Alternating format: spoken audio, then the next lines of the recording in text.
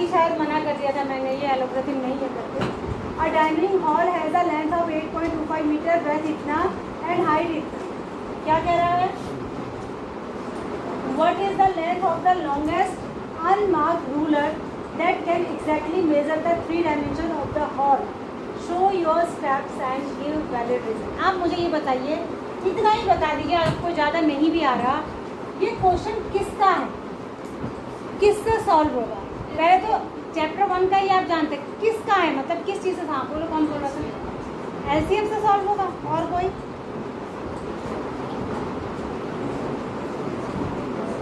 LCM से solve होगा ये क्वेश्चन को 2 बार 3 बार पढ़ो और फिर मुझे बताओ ये किससे सॉल्व होगा। और ये कहना क्या चाह रहे हैं? इस क्वेश्चन को खड़े होकर पहले तो एक बच्चा एक्सप्लेन कर दो जी, क्या कह रहा है?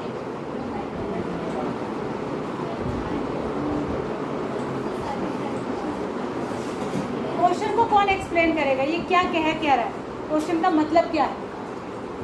आशीष खड़े हो, बताओ ये क्वेश्चन में क्या कह रहा है?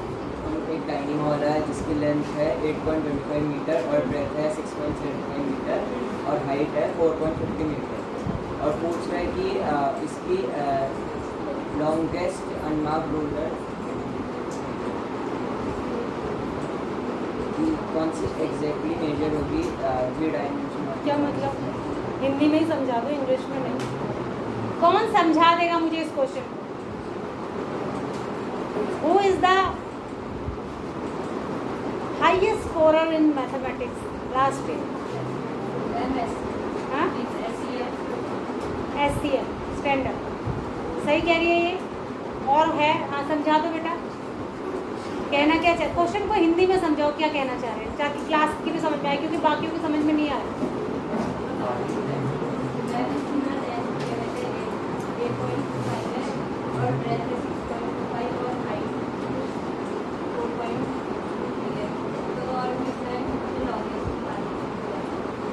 लॉन्गेस्ट निकालने को बोला है, इसलिए SCF होगा। क्या लॉन्गेस्ट निकालना? विंद्रा को क्या नाम हुआ? तो मुझे नाम ही नहीं लिया था। विंद्रा, विंद्रा ना?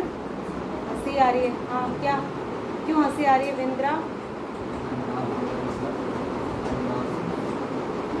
बताओ ना। अनमार्क्ड रूलर बताओ।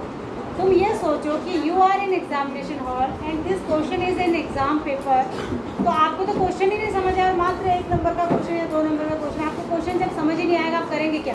अभी जो मैं PT1 में पेपर दूंगी उसमें से 50% क्वेश्चन ये वाले आने वाले, आधे ये और आधे बुक के। तो आप सोचिए, जब आपको क्वेश्चन ये कोई ऐसा टिपिकल क्वेश्चन नहीं है खास ये समझ में ना आए। ये कह रहा है एक हॉल है, कोई बताएगा बॉयज़ में से इसका मीनिंग क्या है? अब ये अभिनव, क्वेश्चन का मीनिंग किसी को समझ में नहीं आया, मतलब आते हुए भी कोई इसे एग्जाम में अटेम्प्ट नहीं कर पाएगा। यहाँ कम से कम आपको ये तो पता चल रहा है कि ये इस चैप्टर का है, क्योंकि अभी आप जान रहे हैं कि हम चैप्टर 1 के कर रहे हैं। वहाँ आपको ये भी समझ में नहीं आएगा कि ये किस चैप्टर से आया हो। ये कह रहा है एक हॉल है, उसकी लंबाई इतनी है, चौड़ाई इतनी है और ऊंचाई इतनी है। तो अगर आपके पास एक कौन सा स्मॉलेस्ट, मतलब हाईएस्ट, स्मॉलेस्ट का मतलब वैसे तो ये हाईएस्ट है, लेकिन हाईएस्ट कॉमन फैक्टर की बात हो रही है, तो ऐसा कौन सा बड़े से बड़ा नंबर होगा या बड़े से बड़े नंबर का स्केल होगा जिससे आप इन तीनों डायमेंशन को नाप लें एग्जैक्टली। तो क्या निकालना है हमने इसमें? SCF। भाई जो भी हम नापने के लिए जो भी हम स्केल लेंगे, मतलब स्केल का मतलब आप स्केल समझ लो, जैसे फॉर एग्जांपल जो आप बड़ा वाला स्केल लेते हैं, तो वो पूरे ये तीनों नंबर उसके मल्टीपल होने चाहिए, तभी तो पूरी तीनों डायमेंशन नपेंगी। भाई मैं आपको बोलूँ कि 3 नंबर हैं, 12, 15 और 18, इन तीनों का SCF क्या होगा? क्या होगा? 3। तो यानी अगर मैं एक ऐसा कोई स्केल ले लूँ जो जिसका डायमेंशन 3 है, अब वो 3 कुछ भी हो, 3 इंचेस हो, 3 मीटर हो या कुछ भी हो, तो उससे ये भी पूरा नप जाएगा, ये भी पूरा नप जाएगा, ये भी पूरा नपेगा कि नहीं नपेगा? अगर ये किसी हॉल की डायमेंशन समझ लो इनको ही, तो 3 सेंटीमीटर या 3 इंचेस या 3 मीटर, मान लो हॉल तो बड़ा ही होगा, अगर 3 मीटर का एक स्केल लेंगे तो पूरी डायमेंशन तीनों को नाप लेगा कि नहीं नापेगा? वही ये क्वेश्चन पूछ रहा है। तो आपको इसमें पहले समझ तो निकालना क्या है, क्या निकालना है, निकालिए जरा, एचसीएफ निकालिए। उसने जान के आपको ऐसे नंबर दिए हैं 0.1, जल्दी। क्लास 10 हो गया, किसी का हुआ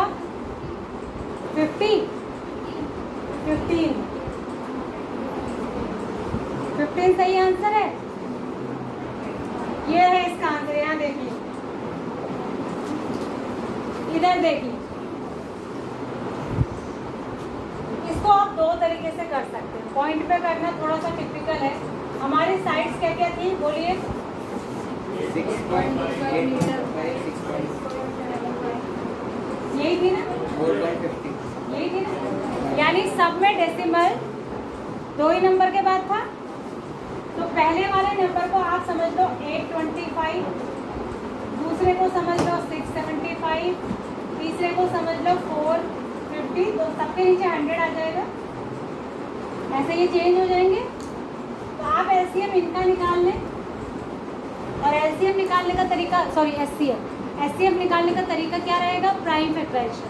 चैप्टर 1 में आपने प्राइम फैक्टर, इसके प्राइम फैक्टर करे इसने 825 के, दिखाई दे रहे हैं आपको, अरे दिखाई दे रहे हैं, ये देखो, इसने प्राइम फैक्टर करे इसके, ये आए 3 × 5 का स्क्वायर इंटू प्राइम फैक्टराइजेशन तो कर लेंगे कि नहीं करेंगे। अब प्राइम फैक्टर बताने की आवश्यकता है, इसको कर लेंगे, इसके ये फैक्टर आए, इसके ये आए, इसके ये आए, ठीक है। उसके बाद इसने तीनों का निकाला एचसीएफ, क्या निकाला, एचसीएफ कैसे निकालते हैं मैंने आपको पहले बता चुकी हूँ, दोबारा सुन लीजिए। एचसीएफ में आपको कॉमन फैक्टर लेने होते हैं, वो भी उसकी हाईएस्ट पावर। देखो 3 इसमें है, 3 का क्यूब इसमें है, और इसमें 3 का स्क्वायर है, और इसमें एक बार 3 है। ध्यान से सुनिए, इसमें 3 एक बार है, इसमें 3 3 है, क्यूब है, इसमें 3 2 बार है, इसमें 3 एक ही बार है। लेकिन चारों में, सॉरी ये तो एचसीएफ है, 1 3 और 2, तो कॉमन कितनी बार हुई, हाईएस्ट पावर क्या कॉमन है, कॉमन होना चाहिए उतनी बार, तो कॉमन पावर एक ही हुई ना।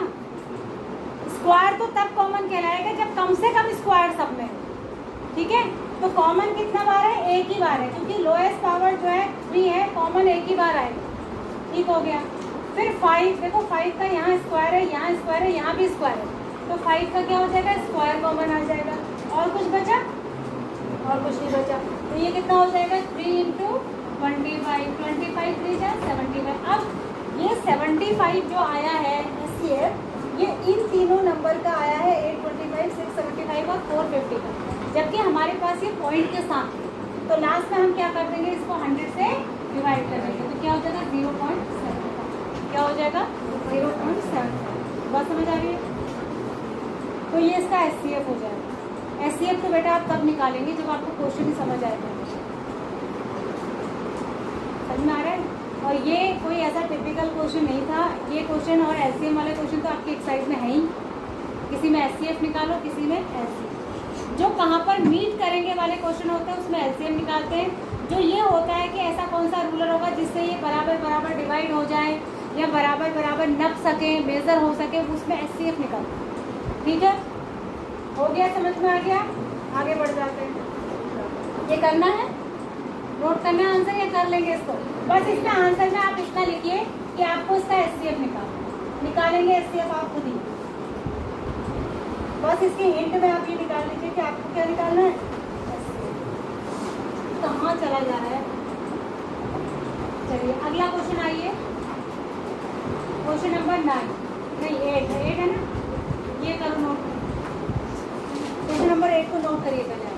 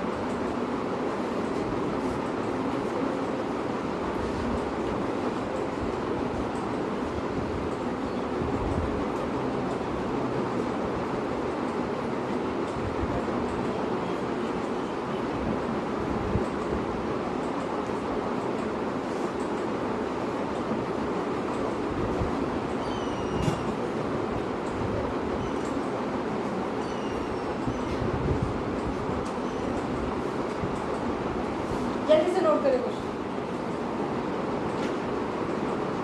कितने क्वेश्चन हो गए? 8 हो गए ना। 2 और करेंगे, 10 काफ़ी है एक चैप्टर के, उसके बाद सेकंड चैप्टर के करेंगे। मैं सिलेबस को रोक के अगर ये क्वेश्चन करा रही हूँ ना बेटा, तो इसकी इम्पोर्टेंस को समझिए कि ये इम्पोर्टेंट है और एग्ज़ाम में आएंगे इसके क्वेश्चन।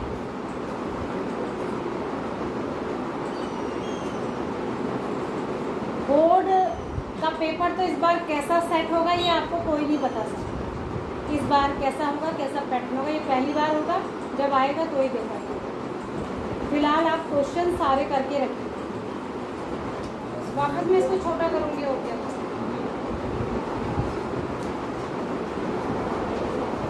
देखो क्या कह रहा है ये, समझ आया क्वेश्चन? ये क्वेश्चन समझ आया? क्या कह रहा है? ये कह रहा है grow more plantation have 2 rectangular fields. Grow more plantation किसी संस्था का नाम होगा जो ट्रीज को प्लांट करती है, ठीक है? उसके पास 2 रेक्टेंगुलर फील्ड्स हैं। कैसे हैं? रेक्टेंगुलर, ठीक है? रेक्टेंगुलर है तो रेक्टेंगुलर वर्ड पढ़ते ही आपके दिमाग में क्या आना चाहिए कि उसकी लेंथ और ब्रेथ अलग अलग होगी, ठीक है? और द सेम विड्थ दोनों की सेम है, लेंथ क्या है? अलग अलग है। They are required to plant 84 trees in the smaller field and 231 trees in the larger field. In both fields, the trees will be planted in the same number of rows, but in different number of columns. क्या कह रहा है पहले समझ लीजिए। 2 field हैं, दोनों rectangular, दोनों कैसे हैं?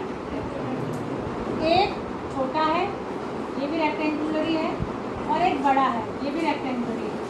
2 फील्ड, दोनों में प्लांट लगाने। क्या लगाने? प्लांट लगाने। एक में 84 ट्रीज प्लांट करने हैं और दूसरे में 231, ठीक है? इसमें एक शर्त है, कॉलम तो दोनों में अलग अलग हो सकते हैं, पर नंबर ऑफ रोज दोनों में इक्वल ही होंगे। नंबर ऑफ रोज जो है वो इक्वल होंगी, जहाँ जितनी यहाँ होगी उतनी ही यहाँ भी होगी, ठीक है? मान लिया कॉलम समझते हो, कॉलम ये हुआ और रोज ये है। मान लिया अगर मैंने 4 रो यहाँ बनाई है तो 4 ही रो इधर भी बना ली, ठीक है? कॉलम अलग अलग हो सकते हैं। तो अब इसने क्या कहा? In both field the trees will be planted in the same number of rose but in different number of columns. पहला क्वेश्चन पूछ रहा है what is the most number of rose that can be planted in the arrangement show your one. इस arrangement पे ज़्यादा से ज़्यादा रो कितनी बनाई जा सकती है? कितनी रोज बनाई जा सकती है ज़्यादा से ज़्यादा? नंबर ऑफ कॉलम सेम रहे, बताएं।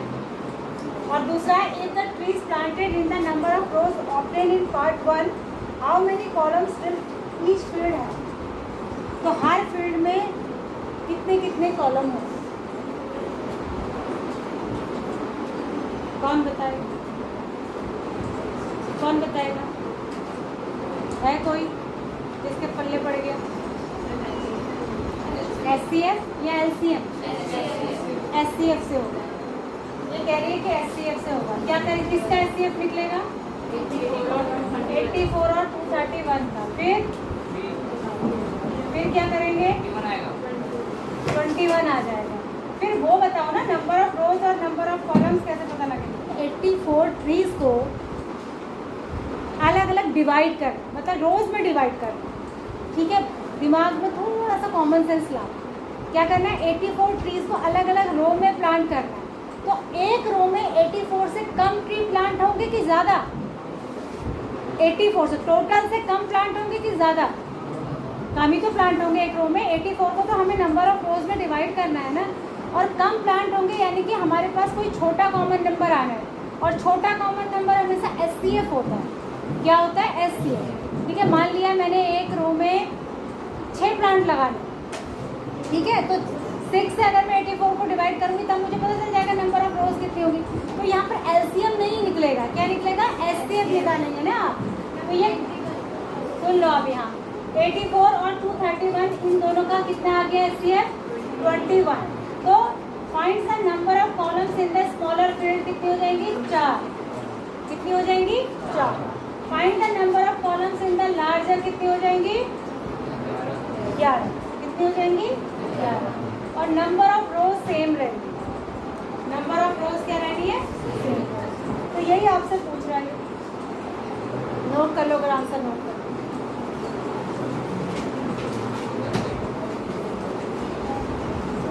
अच्छा, इसमें नंबर ऑफ रोज क्या हुई? ये तो नंबर ऑफ कॉलम्स बता रहे हैं ना। ये जो चीज सेम रहनी है कोई तो एचसीएफ हुआ। सेम क्या रहना है? रोज। तो रोज कितनी आई?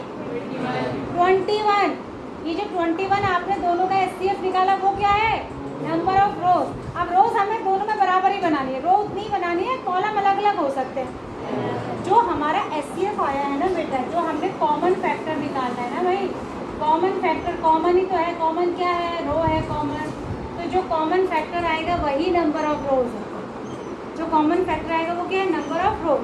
उससे हम पहले वाले टोटल ट्रीज को डिवाइड कर देंगे, जो छोटे वाले फील्ड में लगाने हैं तो हमारे पास उसके कॉलम आ जाएंगे। उससे हम बड़े वाले को डिवाइड कर लेंगे तो उसके बड़े वाले फील्ड में कॉलम कितने बनेंगे? ये बात समझ में आ गई? कॉलम का मतलब ये, इसमें कॉलम कितने बनाने हैं? 11। और रोज इसमें भी कितनी बनानी है? 21 ही बनानी है। इसमें कॉलम कितने बनाने हैं? 4। रोज इसमें भी कितनी बनानी है? 21 ही बनानी है। और इसमें 21 रो के 4 कॉलम बनेंगे तो 84 पूरे हो जाएंगे। इसमें 21 रो के 11 कॉलम बनेंगे तो 231 पूरे हो जाएंगे। ये है इसका मतलब। इसका आंसर चाहे तो आप नोट कर लें, ज़्यादा नहीं तो शॉर्टकट में लिख लें कि number of rows equal to HCF. क्या लिखेंगे? Number of rows equal to HCF of 84 and 231। फिर लिखो number of columns equals to 3 divided by number of rows. ऐसे शॉर्टकट में नोट करो, आंसर आप घर पे निकालें।